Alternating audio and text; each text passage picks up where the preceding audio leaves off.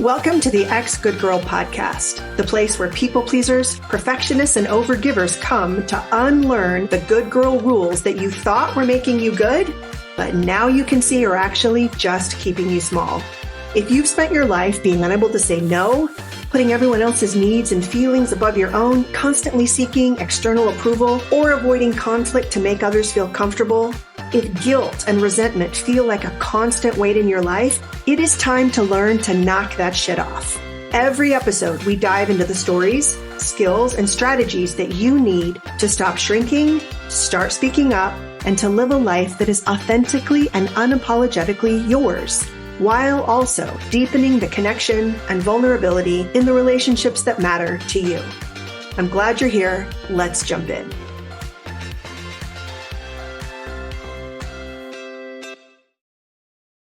It was a lot of fun to record this podcast episode with my friend and Enneagram coach, Wendy Montgomery. It's in two parts because there is just so much to the Enneagram. It's really hard to narrow it down, and we try to discuss as much as possible without fire hosing you. And I hope we did a good job. In part one, Wendy introduces you to each of the 9 types and what people pleasing might look like for each type. And then in part 2, we look at the healing of people pleasing and what it might look like for each type to become more self-aware and take steps to heal the wounds that cause a lot of the people pleasing. And we try to give you a map for finding out your type or for deepening your understanding. I really hope you enjoy the episode. I really want to just talk about the shift that happens for each type as they move along the spectrum of, recognizing people pleasing or recognizing some unhealthy habits and patterns that don't serve them and don't work for them. Like the shift that happens as they move toward healing or health from people pleasing specifically. And then one of the most beautiful things that you have sent me, I think I asked you one time, we were talking about the healing sentences that each type needs to hear. I would love to end with those just so that if that is something that resonates with people listening, they can take those sentences. So first, kind of like a type by type shift that happens, and then we'll end with those healing sentences. Okay. Type by type shift. I think what's really helpful is to understand the importance of self-awareness when it comes to the Enneagram, because the more self-aware we are, the more we can see the way we're getting in our own ways. Yeah. And that's going to look different from type to type. For me as a type 8, being really self-aware of how I'm coming across to other people has been a game changer for me, because a lot of 8s don't realize that when we bring a level 10 energy to every engagement, where maybe a level 2 or 3 would have been sufficient, that we can come on way strong. And in our mind, we're just being friendly and engaging. And my kids say I make aggressive eye contact. I don't even know what that means. I just think I'm like looking at you and paying attention to what's being said. And they feel like it's like laser beams coming out of my eyes. So there is that piece of self-awareness that we can't fix something unless we see it. And the beauty and also the tricky confronting part of the Enneagram is it will show you. It'll show you how you're getting in your own way if you let it. So it does require a level of not just humility for our own weaknesses and ways we wish we were showing up better. It requires deep compassion and friendship towards ourselves to be like, yeah, of course I show up messy sometimes. Life is hard, right? So that kind of encompasses all of the types. That self-awareness piece. It does. Okay. I didn't want to admit this because you're the Enneagram expert here, but I started playing around with each type and what might it look like from like my work with each of these types, because I have every single type in my practice, either, privately or in group coaching. And so I started writing them, and I'm going to read to you what I wrote. And I want you to either weigh in and tweak it so that it is more accurate, if that makes sense. Okay. Does that sound good? Yes, that sounds awesome. Okay. All right. I'm excited. So type 1, the reformer or the perfectionist. Before they kind of experience the self-awareness that you so rightly pointed out. They need to be good, they need to be right, and their responsibility kind of earns them that love, right? They're always kind of earning and earning and earning. And as they become self-aware and self-connected, they realize that being human means I'm going to make mistakes. It is a feature, not a bug. And Yes. that begins to create a place for like softness with themselves, softness with their mistakes, and that it allows them to go from like really rigid, constant self-judgment to more of a graciousness or grace-filled view of themselves. That's beautiful. Yeah, that is exactly what it looks like. And for all the ones listening, and for all of the types, when we go through this part of it, it will be the journey of your life to get there. Yeah. You're going to get there, and it's going to feel amazing. And then there might be a little bit of a slide back, and then you'll get there. It will be the thing that we are working towards until we die. It's never an arrival. I mean, I would love for it to be an arrival. Right. It's a journey. Yeah. And the question that you asked, I think, of each type is so important to be asking as a way to facilitate this kind of movement toward more health and more and habits that just serve you and your relationships better. Right. I love that. Okay. So type 2, before they kind of have the self-awareness, they are also doing a lot of the gaining self-worth by meeting others' needs, getting people the cookie that they baked, from scratch this morning, anticipating others' needs, and they're neglecting their own desires. They are really resentful kind of in there because they're always so outwardly focused. Yeah. And what a 2 looks like as they journey toward health and out of people pleasing is that love, they learn that love doesn't require them to be constantly hypervigilantly doing their thing. Yeah. And that they actually are worthy of receiving care without feeling guilty and without feeling ashamed.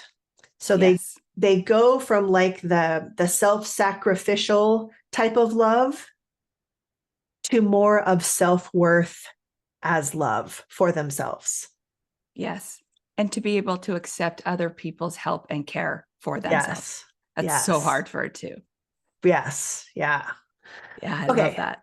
So for 3, the achiever, you also mentioned that they will kind of shape shift, right? I'll just be whoever you need me to be. I will be really good at reading the room, and I will show up and meet people's needs, both so that you can admire me and so that I avoid being seen as a failure. Yes. So their shift would look like understanding that they're worthy of receiving, that worth isn't tied to how they perform. And as I've seen 3s kind of make this journey, there's almost this softening or relaxing into letting themselves be seen as someone with needs, who is authentic and comfortable with being kind of a regular human like the rest of us. Yeah. And less than shiny and perfect. Yeah. I love that. Okay, good. I feel like I'm getting a good grade on this so far. Yes, you're nailing it. It's awesome. Not to be a people pleaser and seek your approval right now, Wendy, but no, you really are though. Not the people pleaser part. You're nailing this part. Okay, so type 4, the individualist. So they are kind of on that teeter-totter seesaw of, too much, not enough, and kind of wanting to be special. I need to be more special. I'm not special enough to earn a place, to earn belonging, to earn the right to kind of exist in their groups. And they go from that to knowing that they just who they are, however they feel it, however they see it, however it is in their, lens or their circumstance, it's right and it's enough. Right. And that they are able to connect not just by being the most special or the most unique, but through shared emotional experience that doesn't have to be the same level of emotion. Mm-hmm. Yes. So they go from like maybe like a longing for significance through their emotionalness, their specialness, to just really being at home with who they are and how they feel, and they just belong. Yeah, I love all of that. And I would also add that they stop putting shame on themselves for their big feelings. Yeah. They let themselves have them, because society, especially if you're a male type 4, like my husband, Yeah. society is like, why are you like, and it's not like he's a crier or anything, but it's like he's going to feel something deeply. Yeah. And then there's a level of shame, like, I can't let people know how much this is affecting me. Women as Yeah. well, you know, and Yeah. when they get to just feel what they're going to feel, regardless of what society tells them is okay, they don't have to feel that need to people please. Yeah. Yeah. Yeah. Okay. This next one was fun for me because Dan is a 5. But So before they come into a lot of self-awareness and begin that healing journey, their protection is through withdrawal and like intellectual control of either the conversation or whatever is going on. I've talked with Dan in the past that sometimes his boundaries felt like electric fences, right? Oh, that's so accurate for 5s. when he needed space and he needed time, because 5s do need more space and Yes. time to themselves, and they can be very protective of their free time and their personal time. And I think that the switch I've seen him make and other 5s make is that they develop the capacity to open up and participate without controlling the intellectual property in a conversation Oh, that's so good. or in a situation, and they actually trust that their needs will also still be met. Sometimes those boundaries that feel like electric fences are 5s who worry that they won't have enough free time for themselves, they won't have enough of their own resources for themselves. But as I've seen 5s, and especially Dan, kind of relax into trusting other people, like talking about what they need. Like the reason it's hard for a 5 to trust that their needs are going to be met is sometimes they feel like they're the only one looking out for themselves. Right. But as they open up and they share their emotional experience, they learn to trust that other people will show up for them and meet their needs as well. And so it really is a shift from like a withholding as a way to protect myself to engaging with a lot more trust that their needs will be met, because part of what we need as humans is emotional community and communing with each other on an emotional level. Totally. That you said it so well. Like for 5s, they fully believe that their energy, their bandwidth is finite. Like it will be over at some point. So they are fiercely protective of it. So their growth work, like what you were explaining, is almost a generosity of their time and their knowledge. And even if it feels like it's coming at an expense, it's worth it because I love this person or I love this group. And there will be more. Like it's not like it's once it's over, it's gone and the well is empty. Yeah. Yeah. Right. Yeah. So good. Awesome. All right. Type 6, the loyalist. So they're people pleasing. When I was looking at, different clients and people I know, looks a lot like aligning with strong leaders, that loyalty piece of just like parroting like strong leaders or strong groups for safety. There's a large number of 6s in a lot of conservative religious groups because that is what they do for safety. And because so much of their people pleasing is just towing the party line, and there's very little self-trust that can be built when you're just kind of towing the party line, allowing the thinking to be done for you by people that you trust to keep you safe.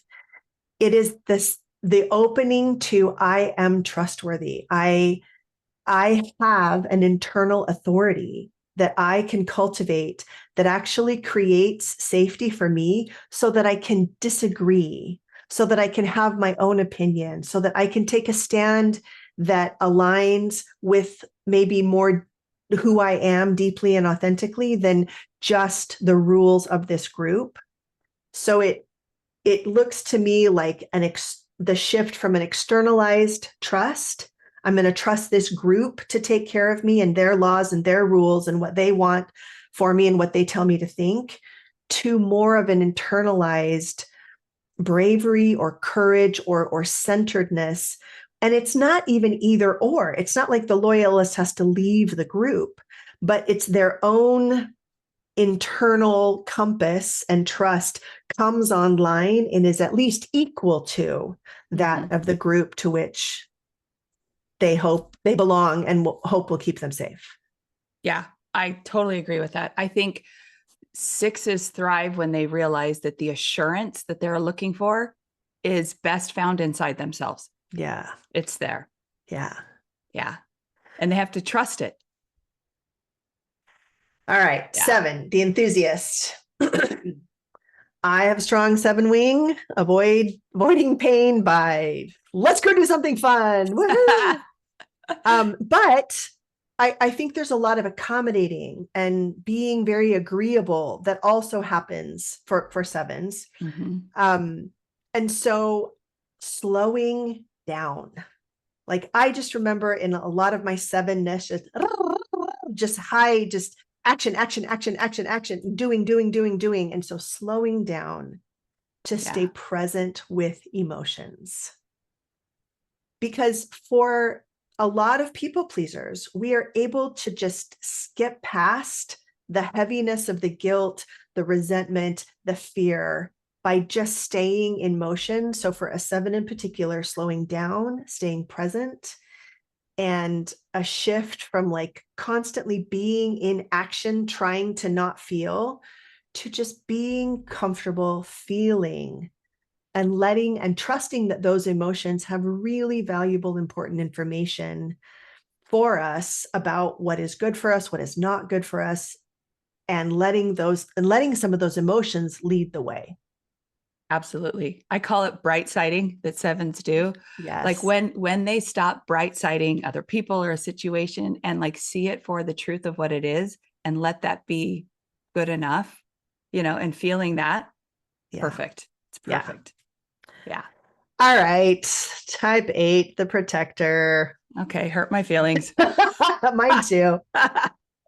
So that fierce like self-protection, not wanting to be controlled, not wanting to be trapped in anything is the armoring up that I see for myself. Like I can do it, give it to me, I'll take care of it, I will take care of that and that and that and that. And so you become this almost self-supported thing because you don't allow a lot of other people to step in and do a lot for you.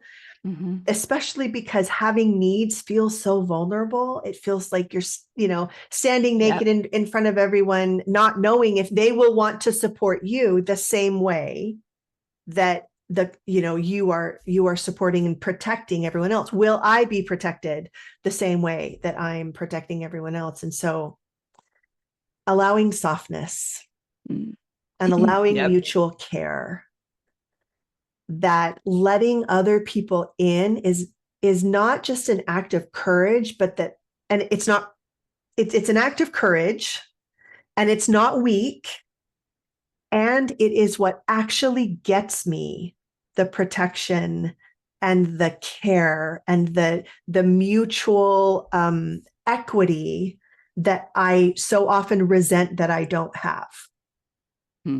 And that's so good. It's a shift from like being the strongest, or like being the one to have power over by moving all the chess pieces on the board for everybody else, to just being equal, right? Power with, and softness with, connection with. Yes, all of that, 100%. The other thing I was thinking when you were speaking is another way that people pleasing shows up for me is my overuse of apologies, because I automatically assume if something's gone sideways in a relationship that it's my fault, because eights feel that a lot, especially female eights. We're too loud. We have too big of an opinion. We're too harsh. So I assume I said something unkind, or I did something that was thoughtless, and then I start realizing I'm like, I am taking far more accountability and ownership of things that I was not the problem, if that makes sense. Yeah. So that's a way that I find that I'm trying not to people please, is apologizing when I do get it wrong, for sure. Yeah. But not And just taking other people's stuff and making it mine. that's right. Just letting whatever awkwardness or discomfort is there be there without owning it and trying to smooth it over. Yeah. Yeah. All right. Last one, type 9, the peacemaker. So the peacemaker, as I understand it, really is about disappearing my own needs just to keep everybody else happy. So I'm going to, if I'm a 9, I'm avoiding conflict, and I see the 9, in me a lot. Deferring decisions. What do you think? What do you want to do? Chameleoning just so that everybody is harmonious and that there's no conflict. And so out of that comes a lot of people pleasing. And 9s, when they find their voice and when they say, this is what I want, this is what I need, it's almost like the switch flips and they become more of, I would call like an active participant in their life, not just the one kind of curating the experience for everybody else and just trying to keep everybody happy and smiling. And so it's more, I see their shift from like not having any needs. That's what gets me loved and accepted, to I am a person who has needs that deserve to be met just like everybody else. And I feel comfortable saying what those are and holding my place of equality in a group. That's so good. And I'm thinking of, I have a lot of 9s in my life, a lot of family members that are 9. And I think it'd be amazing if they could do that. And it would also be very hard for a 9. I think everything you mentioned across all the types is so beautiful, and it will be hard. So I don't want your listeners to expect, like, oh, okay, well, I've got the magic bullet. This is what I need. And now, like, give me a week or two and I've got this. This is going to be something that we work on our whole life. So give yourself like a lot of grace and a lot of compassion, because we're going to do it fumbling and messy, especially in the beginning as we're trying to overcome these people-pleasing tendencies. Yeah. And I wanted to offer these shifts as kind of like the lighthouse, right? That we're going toward. So good. Yeah. Because so many of the women that I talk to that, they know they're people pleasing, they don't know how to stop, and they long for a real, authentic, lived experience. Yeah. And hopefully in these, 9 kind of shifts that I've just kind of, it's not the Enneagram Bible by any stretch of the imagination, but it's the shifts that I have seen clients make.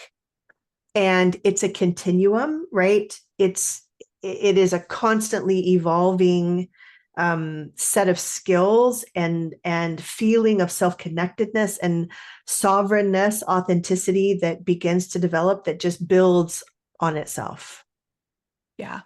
Yeah. It's so good. I love those shifts. I'm going to write them down. Thank you. I'm so glad. Did I get a good A? Did I get a good grade? A+. You totally pleased me, Sara. Good. People pleased. Excellent. Yes. All right. So let's end. Do you have those sentences that you could just read to us as we end? So as you hear these, if you're listening, just notice which ones feel like the warm hug that you wish you could have had, maybe, or you wish you could have, and offer this to yourself, because that's the thing that we can do as adults to heal whatever set of wounds and circumstances kind of created each type in us, as we can begin to fill that hole for ourselves and heal that wound. Yes, absolutely. So the Enneagram calls these the healing messages, or the message your heart longs to hear. I call them, for the spouses, your get out of jail free card. So if you're ever in a disagreement and you know your spouse's type, write this down, because this is what will soften every conversation. It is also what we need to deeply, deeply embody within ourselves for our type, because this is where we find our softness. It's where we find our integrity. It's where we find true peace. So for our type 1, the improver, it sounds so simple, but it's so important. Their healing message is you are good, period, full stop. You don't have to keep doing and perfecting and making everything better. It's good, and you are good right now. So that's type 1. Oh, good. Type 2, the healing message for the helper is you are wanted and loved. You don't have to contort yourself. You don't have to bend over backwards taking care of every person in your life. You are wanted and loved right now without having to serve or do anything. Yeah. And then type 3, their message is you are loved for yourself without needing to perform. There is nothing we need you to do. You don't need to be shiny and perfect for us. We love you right now, even flawed and messy. Right? And then type 4, you are loved and seen for who you are. You already are special. You already are unique. You already are your authentic self. And we see that. And that is what we love in you. Right? And then for type 5, their message is your needs are not a problem. They are so fiercely independent. They won't even let you know what they need because they're going to take care of it because they're afraid their needs might be a problem for you. Nope. Your needs are not a problem. Let me be here for you. That's a 5. And then type 6, their message, again, it sounds really simple, but it's really important for 6s to know you are safe. We've got you. You're safe. And you've got you. Right? That's type 7 or type 6. Sorry. Type 7 is you will be taken care of. Again, a very independent type that's just like, nah, I'll take care of myself. No, let us take care of you. We will take care of you. That's 7. And then type 8, you will not be betrayed. And that, I think they use an intense word like betrayal because 8s are an intense type. But that is what hurt feels like to us sometimes, is betrayal. And when we know you will not be betrayed, we show up a lot softer with a lot less armor. And then type 9, last but not least, your presence matters. You have a seat at the table. Your opinions, what you want, it matters to us. Your voice matters. Those are so beautiful. And I noticed several, that just feel really good to say to myself, even though, I'm kind of in that solid 8 area of the Enneagram. So whatever feels like that just soft, warm hug, please take those healing sentences and start to say them to yourself, because that is the beauty of being a human, is that we can't go back and necessarily relive the past, but we can still heal the things that hurt from the past by showing up as the beautiful, wise adult today for ourselves that we needed back then. Yeah. Wendy, I have loved this discussion with you. I'm so glad I got a good grade on my assignment that you didn't know I took on for myself. If people want to find you, find out more about the Enneagram, work with you, where should they go to do that? Well, my website is wendymontgomery.com. You can find me on any social media platform. I'm probably the most active on Instagram, where it is Wendy Mont Coach. On Facebook, I'm Wendy Montgomery Coaching. On a lot of the social platforms, you can find me there. So I've loved this too, Sarah. This was awesome. Thanks for having me on. Absolutely. All those will be linked in the show notes. And Wendy, thank you so much for your time. Absolutely. Hey, thanks for listening. If this podcast has been helpful to you, I would really appreciate it if you would give me a 5-star rating in whatever platform you listen to your podcasts. And if you go to my website, sarafisk.coach, you can sign up there to receive my emails. Right now, I'm taking private one-to-one clients who want my help speeding up this work in their own lives. I really hope to provide a lot of free information on my website and in my podcast for people to do this work on their own. But if you're interested in having a coach like me to help you implement these things faster, to find the blind spots and obstacles that you're not aware of, go to my website and sign up for a consult. That's a time when you and I can get on Zoom and talk about the particulars of your situation, and I can show you how I could be helpful. The second thing you can do on my website is sign up for a freebie that I have called Difficult Conversations. Having a conversation that seems like it's going to be hard or difficult is one of the things that people pleasers struggle with. And so I've created a whole guide for you to be able to do that with some more confidence.